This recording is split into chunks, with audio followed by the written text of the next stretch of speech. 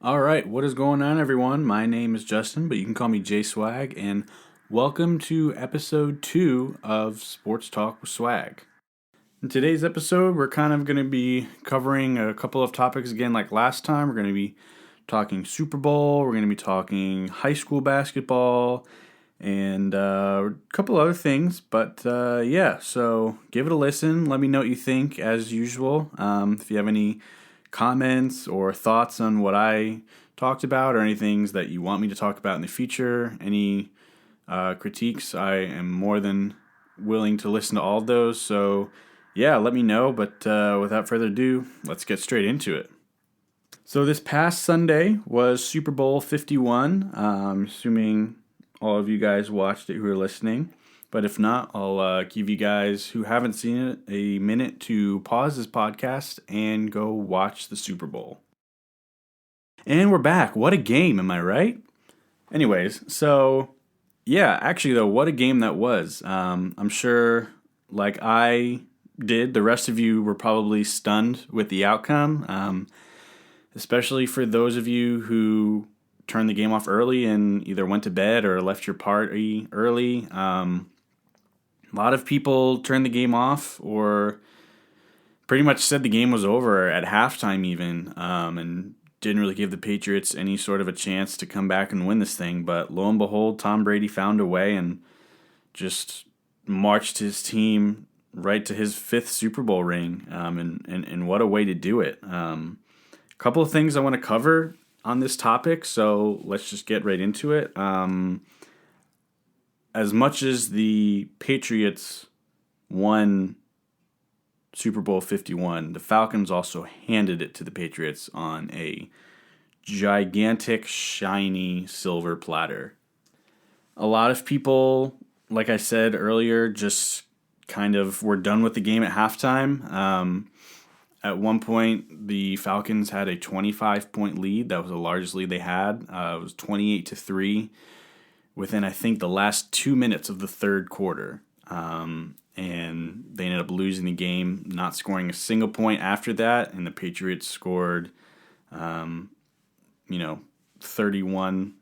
unanswered points after that to win 34-28 in overtime. A lot of stuff to go over here. So, first of all, that was the first ever Super Bowl to go into overtime, which I found pretty spectacular because this is the 51st Super Bowls, 51 years in a row. 50 years in a row, I guess, where the Super Bowl had not gone into overtime, but this is the first time ever it went to overtime. So that was pretty spectacular, which I don't know if that says something to the fact that the games aren't as competitive as you think they would, and there's always a decisive winner, or where there's clearly a better team and they are able to secure the win without needing to go into overtime. Look at that as you will. But first Super Bowl game in overtime, so that was pretty incredible. But the biggest thing that I took away from this was, why did the Falcons not run the ball? They had the entire third quarter to just run the clock out and just, not throw the ball and stop the clock and give up opportunities for interceptions like they did, and give the Patriots a chance. Because if there's one team and one quarterback that you don't want to give a chance to have the greatest comeback in NFL history, it's Tom Brady and the Patriots. The largest comeback in Super Bowl history up until this year was only 10 points. So when it got to a 25-point deficit, everyone was just, okay, this game is done. Can we just call it early? Can we just give them the trophy now and just go home and stop this embarrassment? But the Falcons did not hold their end of the bargain, and they lost that game. They threw it away. It was their game to win, and they lost it. It was disappointing, and if I were a Falcons fan, I don't know what I would do, because as a sports fan, I've gone through, obviously, as every sports fan does, a lot of heartbreak. Being a Yankees fan, obviously they've won a lot of championships, but they've also lost a couple. They had that infamous 3-1 meltdown 3-0 meltdown to the Red Sox in the ALCS a couple years ago. A couple of World Series championships lost because of that. Being a Giants fan, every year is like that. But I can't imagine going through that, feeling so confident for pretty much the entire game, and then the last couple minutes of the fourth quarter, just biting your nails, and then you end up into overtime, and then when James White ran that third touchdown in to give the Patriots the win, I don't know, man. That's heartbreaking. That's unreal. I don't know how you deal with that and move forward, but thank God I'm not a Falcons fan, I guess. So as it turns out, actually, being named the regular season MVP does not bode well in the postseason, specifically the Super Bowl.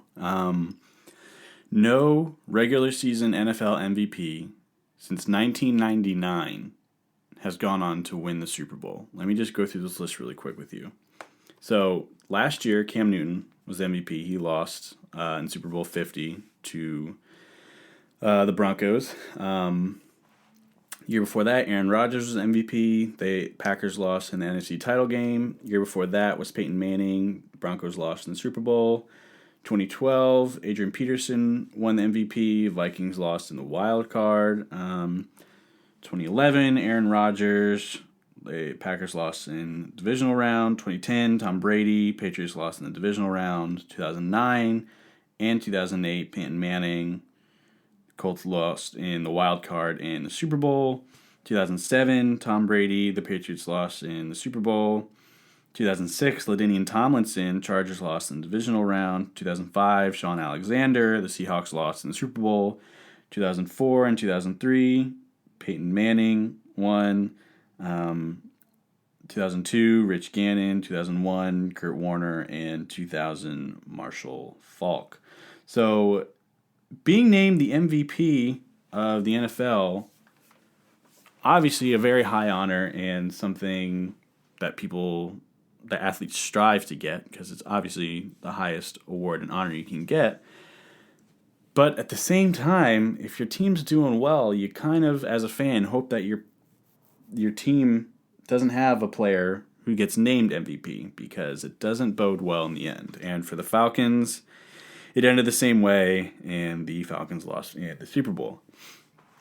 But there's some statistics that I want to go through and some records that were broken in the Super Bowl, because obviously it was an unreal game. And as I already discussed, first overtime game in the Super Bowl, first time coming back from a larger than 10-point deficit in the Super Bowl to win.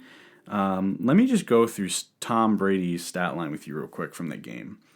43 of 62 for 69% completion rate, 466 yards, 2 touchdowns, an interception, and he was also sacked 5 times. But Tom Brady actually I think he broke 7 or 8 different records in the Super Bowl. I have a couple of them written down here that were just really more astounding than some of the other ones. But he's the first quarterback with 5 Super Bowl rings. He's only the second player ever in NFL history to have 5 Super Bowl rings. The first was Charles Haley. Shout out, he was a JMU Duke, JMU alumni, so that's cool. So he's the first quarterback ever with 5 Super Bowl rings, passing Terry Bradshaw and Joe Montana, who both had 4. He set the record for most pass attempts and most completions in a Super Bowl, as I mentioned earlier. Most passing yards, 466 yards. And this is his 4th Super Bowl MVP, which is the most ever. And he also passed Joe Montana on that as well. So as you can see, quite the game for Tom Brady. It's a pretty incredible stat line just for a quarterback to have in even a regular season game, 43 completions, 466 yards, pretty crazy. But to do that in the Super Bowl as well, and to make that, 25-point comeback as well, it's pretty crazy. But and so obviously he was named the MVP of the Super Bowl, but there was a dark horse candidate for that who I actually was pulling to win the MVP because I think he was just important to the game, if not more. Well, I don't know. See, because that's when you get into the nitty gritty of it, because Tom Brady really was the leader on the team and on the field, and he's the one who marched his team down the field there in that last drive to send it into overtime. But James White had quite the game for the Patriots as well. He actually set a couple records himself, but he had 14 catches for 110 yards and 3 touchdowns in the Super Bowl game. And he actually set a couple records, so he had the most points scored by a single player in the Super Bowl at 20 points with those 3 touchdowns, and he also scored the 2-point conversion as well there to send it into overtime. And he also set the record for the most catches in the Super Bowl with 14. And a lot of people would argue that he was just as important to that game and winning that game to the Patriots as Tom Brady was, being that he scored that 2-point conversion as well as the game-winning touchdown. But overall, a very, very entertaining end to what started out as a very lopsided and boring game to watch. But yeah, so definitely a Super Bowl to be remembered for years and years to come. One that will always be remembered by Patriots fans, and one that will be impossible to forget for Falcons fans. But what a year for sports as well. If you really think about it, you had the greatest comeback in Super Bowl history. This year, you had the NBA Finals, the Cavs coming back from being 3-1 down to bring the first championship to Cleveland in, I think it was 68 years. You had the Cubs coming back from 3-1 down in the World Series to bring the first World Series championship back to Chicago in over 100 years. And you also even had a buzzer beater for the NCAA men's basketball tournament. That championship was won by a buzzer beater as well. So quite the year for sports. Entertaining to say the least, and shows you that it's really not over until it's over. Moving right along and transitioning sports to baseball now, specifically the MLB. The MLB just announced earlier today that they are going to be implementing a new rule for extra innings, which is that each team on offense will start with a runner on second base. And I don't like that. I see their point. I understand why they're doing this, and that they're trying to do this. They're trying to speed the game up because it can drag on, and it's a long game. I know this past year in a playoff game in the MLB, there was 1 inning alone that lasted an hour, and the game, I think itself, lasted 5 hours, which is just ridiculous. I mean, that's like watching 3 full-length movies back to back to back, or, 1 extended cut Lord of the Rings movie. But anyway, I see what they're doing, and I do appreciate that they're trying to experiment and try different things out to speed the game up, because it does need to be sped up. But just at what risk, though? Just because I understand that it's fair because each team gets it, and in the game of baseball, you have the top and the bottom of the innings, regardless of what happens. But I don't know. It just seems unnecessary to me. I just don't really like it. I can't specifically say why, though. Honestly, it just seems a little ridiculous and a little too far to speed the game up. Especially because at that point you're getting to extra innings, and I think it's the actual, 9 innings that needs to be sped up at some point, in there. They're going to be trying it in the Arizona Fall League and the Gulf Coast League, their upcoming seasons. And apparently it's been a part of international baseball for over 10 years now. So, clearly it's worked there. So, like I said, I'm glad that they're experimenting, and we'll see how it works. And if it does work, great. And I'm happy to be proven wrong with this.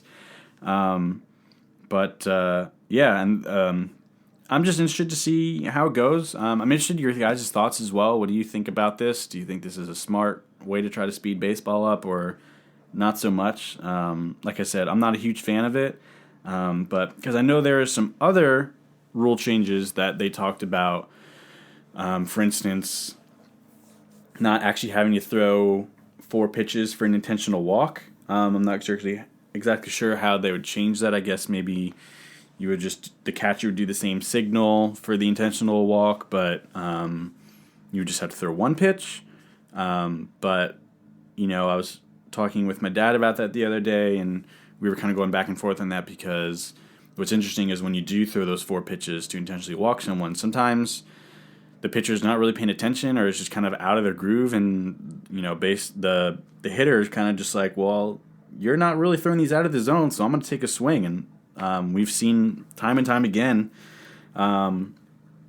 players have hit doubles and home runs even off of intended intentional walk pitches, but they just weren't thrown out of the zone. I think they were also talking about making the strike zone smaller and raising the bottom of the strike zone up. So that'd be interesting, too, to see if that goes through or not. But it'll be interesting to see. Like I said, they're implementing it in the Arizona Fall League and the Gulf Coast League, their upcoming seasons, as well as the upcoming World Baseball Classic. So it would take a few years to move its way up into the major leagues. It would probably, if it goes well, trickle its way up the ranks in minor league baseball until it finally made it to the MLB. And finally, to kind of wrap up my final topic here for this podcast. I know it might seem early, but I may go on a little bit of a rant on this one. But for those of you who have seen, you'll know who I'm talking about. But for those who don't know, there is a high school basketball game in California earlier this week where a sophomore in high school scored 92 points in one basketball game. Let's say that again. A sophomore in high school in his varsity high school basketball game scored 92 points himself. Now, at first glance, this is incredible. It's 92 points by a player, which is insane. It's high school. The kid's a sophomore. It's incredible. LaMelo Ball is his name. Some of you may know his older brother, Lorenzo Ball, who's a freshman at UCLA, who's projected to be a top 3 draft pick for the NBA this upcoming year. He's a point guard. He's averaging, I think, 8 assists a game. He's a great player. But so his youngest brother, LaMelo Ball, sophomore in high school, scores 92 points. And like I said, at first glance, that's amazing. And I remember when I first saw it, I was like, wow, that's incredible. That's awesome. Tweeting about this, whatever, blah, blah, blah. This is so great. But then I took a look at his stats, and I also made the mistake of watching his highlights, which really just, not good. It made me mad. It made me really mad. So let me explain to you. So let's go through his stat line first. Shot 37 of 61 for 61%, which is great. 5 rebounds, 7 assists. Overall solid stat line.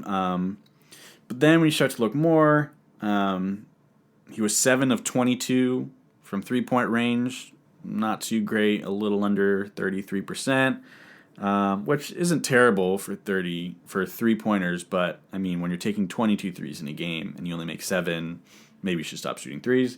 But these stats can be deceiving because you see that he is 37 of 61. 61%, that's really, really good to shoot in a basketball game. Sometimes when you see players score a lot of points, you'll see that they shot, 20 of 60 and they only shot, 30%, and they're kind of just jacking shots up every time they got the ball and they got lucky, and pretty much the only reason they scored so much was because they shot so much. Not so much in this case. Like I said, he shot 61%, which is a great, great field goal percentage. But this is deceiving, and this is why it helps to watch the highlights of the game. First of all, he didn't play defense for majority of the game. If you watch the highlights, you can see he scores a layup, the other team inbounds the ball, they go down, and you see LaMelo Ball maybe make it to half court, just very slowly sauntering down the court, not even bothering to try playing defense. The other team misses. His team gets the rebound, chuck the ball down the court. He has a wide open layup. Rinse, wash, and repeat. And this happened for a majority of the game. I will expand upon that more, but that's one thing. So again, the other thing, a lot of his points were in wide open layups because he was just standing under the basket. So that makes it not as impressive as well. But then the other thing that really irks me too is his teammates would intentionally foul the other team to stop the clock so that he had more time to score. And, that just... Woo! That makes me really mad. I'm getting mad just thinking about it and what I'm going to say and talk about it because it's just so frustrating, and that is not what basketball is about. That is not what sports is about. The opposing team's coach actually was interviewed after the game, and he was quite upset about it as well, for the same reasons that I mentioned. And he had a specific quote where he talked about how sports, the game of basketball, but specifically sports now, is just, in this day and age, really becoming about individualism. And that is not what sports is about. It is so awesome to see someone score 92 points. That's incredible. That's amazing. 92 points. Not going to see that again for a very long time. That's insane. But when it gets to the point where that's only happening because his teammates are intentionally fouling the other team so that he has more time to score, he's not playing defense at all. He's just sitting under the basket doing wide open layups to get probably 40 or 50 of his points. It's really not that impressive, and it's actually just kind of annoying because that's not what sports is about. And I understand it's like, oh yeah, but his teammates were passing him the ball and they wanted him to score. But that's not what it's about because they were wanting him to get a lot of points. And that's not what basketball is about. At its core, sports is about competition, friendly competition, having fun, and enjoying the sport that you're playing, while also having the, general sense of competition. So you're being pushed to be your best self. And in this game, I do not think that LaMelo Ball was being pushed to be his very best. I don't think he was trying his best at all. Clearly he wasn't. And that just frustrates me because, sadly, I think he gets that that mindset from the NBA. And that really, really irks me. That really bothers me. And that's why players like, specifically James Harden comes to mind. I just don't like the way he plays. He's an incredible athlete and player. I will give you that. He right now is in contention to be the NBA MVP. He's scoring 26, 27, 28 points a game every game, getting around 9 or 10 assists every game. He has a lot of triple-doubles this year. He has the most 40-point, 10-assist games. He has the most 40-point triple-doubles. He's done a lot. He's a great player, but when you watch his highlights, he's one of those players where as soon as he scores the ball, he kind of saunters down, and if he does run back on defense, he kind of just lazily stands there and really doesn't even care if the player just blows by him or jacks a shot up over him. He just doesn't even throw his hands up. He just doesn't care. He just wants to score the ball. And I understand that, scoring is part of basketball, but that's not what sports is about. It's not competitive. He's not trying his hardest. And it's really, really annoying. Now, I know a lot of people will say, oh, you're just mad because he's so good and he did so well, blah, blah, blah. I'm not. I love seeing players do well. I love seeing Russell Westbrook get triple-double after triple-double after triple-double. But it annoys me, though, seeing that he's also averaging probably close to 6 or 7 turnovers a game as well because he's trying to get those triple-doubles. That annoys me. I don't like that. Get the triple-double because you're playing so hard, and it just happens. That's like Draymond Green. He's a good player. He just tries his hardest and he gives it his all every single night and leaves it all out on the court. He said himself, if I was trying to get triple doubles, I get one every night, but I'm not trying to. I'm trying to get my team to win, and I'm trying to make my teammates be better players, and I'm trying to make myself a better player. I love that about a player. They're trying to always be their best. They're trying to push their teammates to be their best, and they want their team to win over their individual statistics. And I just don't think that LaMelo Ball at this point has that mindset. And yes, I know he is a 15 or 16-year-old sophomore in high school. What do you expect? He's not in the NBA. He's not a professional. He's not in college basketball. He's just a high school. He's a kid. Let him have fun. And I get that. And I'm all about letting kids have fun. But that's just the same as when you see little kids on a playground running around. One of them's having fun by swinging on the swings. The other one's having fun by pushing kids off the swings and by cutting kids in line and going down the slide before them. And you don't just let that happen because, oh, they're just kids and they're trying to have fun. You need to say, yes, that's fun, have fun, but you need to let others go in front of you. You need to not be hurting people, blah, blah, blah. In the same sense of this, of, yes, you're having fun, it's a game, it's basketball, you're just a kid, but that mindset will stick with him. He will keep going through high school, barely playing defense, wanting to just make highlight reels so he can get to college and go to UCLA, which, by the way, he's already committed to. Go to UCLA, follow his brother's footsteps, make a ton of highlights, do the same thing, get a lot of good stat lines, then get drafted in the NBA, then make millions of dollars, and then it's a vicious cycle. And then you end up being the next NBA player who just cares about getting a lot of points and triple doubles and doesn't care if their team wins or loses. And that just is it's honestly upsetting and kind of sad to me because that's just not what sports is about. And that's not what the good of sports is for. And it like I said, these kids are trying to go for highlights now. And I actually, a couple weeks ago, saw a different highlight of the same kid, LaMelo Ball, in a high school game. He's bringing up the ball from the other side of the court. They're inbounding it in. He's bringing it up. He slows down as he gets to half court, points at the logo at half court, stops, pulls up, and shoots a half court shot. Drains it. Crowd goes wild. It's on social media everywhere. Bleacher Report is posting it. Everyone's sharing it. It's on all these highlight reels. Everyone's going crazy. But now it's started a trend. And now there's all these different high school and even middle school and even elementary school basketball players bringing up the ball, looking all cool, pointing at half court, stopping, popping, and shooting the half court shot. That's so cool. It makes a cool highlight reel. You look so cool. Oh my gosh, you're so good. You can point your shot and make it. However, this kid, LaMelo Ball, does this a lot. He's done it, I think, 6 or 7 times this season already, and he's only made it once or twice. So it's not the same as, Babe Ruth pointing to the stands, hitting the home run. He did that once. He hit the home run, whatever. If he does that once, that's great. Don't try your luck again. But it's the arrogance. He thinks he's so good he can point to wherever he wants and shoot and make it.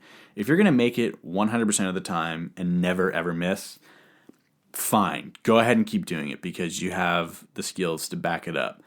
But if you're going to shoot 10 of those and make 2 of them, you kind of just look dumb and you look like you're trying way too hard to look super cool and make it to these highlight reels and get posted all over on social media. And again, these little kids, even younger than he is, are seeing this all over social media. They're seeing it on Instagram and on YouTube, getting millions of views. And they're like, I want to be like him. I want to be cool. I want people to be sharing me doing this and looking cool on YouTube and Instagram. So I'm going to do this in my, rec league game with all my other friends that are 7 years old. And lots of kids are missing it. Some of them are making it, obviously, yes, and the crowd goes wild, blah, blah, blah, yay.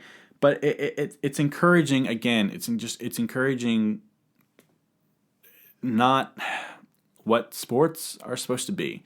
It's not about making cool shots and looking cool because you can say where you're going to make a shot from. It's just it breeds a mentality of arrogance and cockiness. It's not confidence, because confidence is just knowing that you can make the shot, but you don't need to point it out, and you don't need to do all these sorts of celebrations and blah, blah, blah, blah, blah. You just go out there and you play the best you can and you make your shots. That's it. And just, I don't know. I'm talking in circles now at this point. I need to stop, but that's all I have to say about that topic. So, again, curious to see what you guys think of it. What are your thoughts on that? What are your thoughts on kids walking up and pointing at half court, taking the shot, trying to score 100 points in a game? Let me know what you're thinking on that, and I'd be interested to see. All right, well, other than that, guys, I want to thank you for listening. Again, I really appreciate you checking this out. I really enjoy doing it. It's a lot of fun. Like I said, I'm trying to not set a set schedule, because I know that it'll set expectations for you guys and for myself. And as soon as I break that, I'm gonna just beat myself up over it. So hopefully it wasn't too long in between without a podcast, and hopefully it won't be too long again coming up without a podcast. But yeah, as always, please let me know your thoughts on it. I got a bunch of feedback on the last one, and I really appreciate that. There's a lot of good stuff, a lot of good pointers as well for this next episode. So again, please let me know your thoughts and your criticism, critiques, whatever, the good, the bad, the ugly. And again, I really mean it. Like, comment or text me or just find me and talk to me about what you thought of the episode and the different things that I brought up, because I love talking about sports and I love to start a conversation and just continue this conversation. But anyways, I want to thank you guys for listening, and I will catch you in the next one.